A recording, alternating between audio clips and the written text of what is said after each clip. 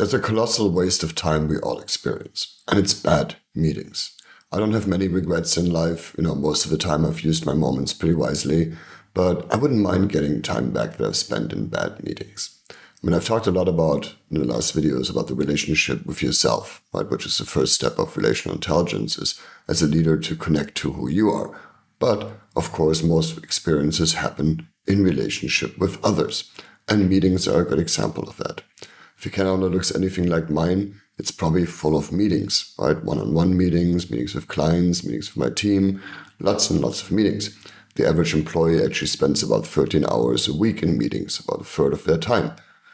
But about 70% say that's a colossal waste of time, right? Losing ultimately like about $37 billion a year in productivity.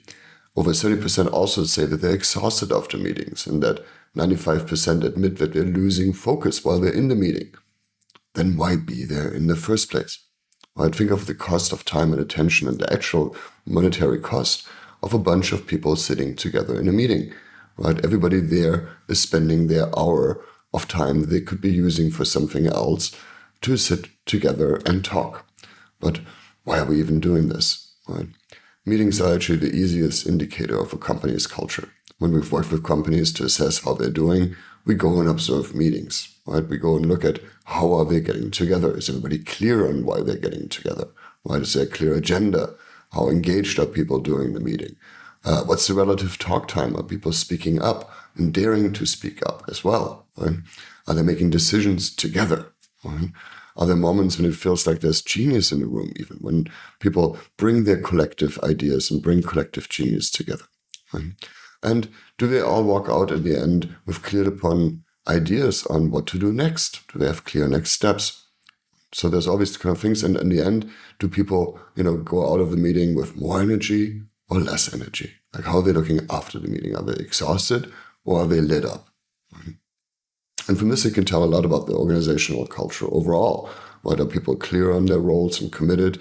Are they actually collaborating effectively, or is there a lot of performative work? Right? How safe is it to speak up, especially when you have a conflicting opinion about something?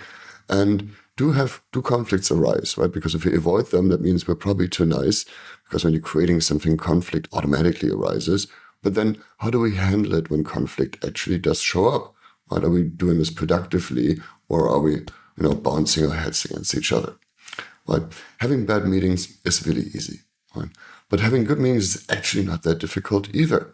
Right? We teach this to teams and leaders all the time. And that's really one of the simplest way of how you can improve your work experience is by changing how you meet. Right? Start with a clear purpose and intention. Why are you even getting together? What's the best outcome you can hope for from this meeting? Right? Really envision the success of what it could be.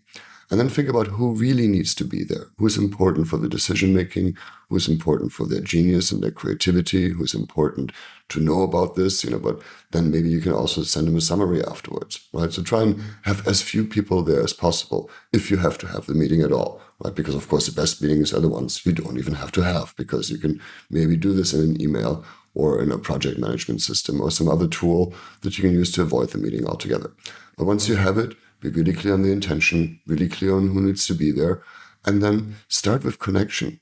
Right? You want to spend the first few moments of a meeting not immediately diving into any topic, but actually, doing this, hi human, right? Connecting to human, especially important in this virtual world where many of us sit home alone in front of a computer and have meetings like that instead of actually being in the room together, right? So make sure you spend a moment to just connect as humans, right? And there's different ways you can do that, from taking a few breaths together to, having a check-in question that you can answer that helps you learn more about each other and get to know each other as humans. There's different ways. And of course, it can't be, pretend, like one of those like nice pretendy things. You have to mean it. You have to actually make a genuine attempt to connect with the people in the meeting. Then be clear about what items need to have your collective attention. What do we want to talk about? Right? And ideally have the agenda ahead of time so people can add whatever they're concerned about and add whatever they want to add to the agenda. Of course, be clear on what type of meeting you're having in the first place. Right? Is it just a social meeting? Are you trying to develop strategy together? Are you brainstorming and ideating together? Or are you planning or even making some operational decisions together? Or maybe it's a retrospective where you look at what worked and didn't work in the last sprint you did together. But be clear on the intention, be clear on the items that are in the agenda, and then make sure that you have time-boxed, focused time for each of the items on the agenda. Right? Go prioritize them together, figure out how much time you're going to spend on it, time box that, and then make the decision if you want to, continue talking about something if it's really important, or if you need to postpone this to a future meeting. And then at the very end, make sure you review action steps together. So everybody's clear on how you get out of this meeting and what you're going to do next. Right? And leave some time for self-care too. Right? Don't schedule your meetings for full hours or full half hours. Schedule them for 25 minutes or 50 minutes. So people have time to reset their brain in between meetings, which will help their brain calm down and have more attention and focus for the next meeting instead of jumping from one to the next. If you want to have a little bit more support, I'm going to put a PDF in the comments of the section below that you can download that we use when we teach teams how to have better meetings and how to have more effective meetings. And it's based on a simple formula of connect, scan, focus, act, but you can see more about that in the PDF. It's a super simple tool, but take a moment to read it and make your meetings better because it's your lifetime, right? And who wants to spend their lifetime sitting in bad meetings? It's a colossal waste of time. So change how you meet, change how you get together with other people, and the attention and focus that you have when you are with them. That's the most important thing, right? Because in the end, it's about having an experience together and using it to create something meaningful in the world.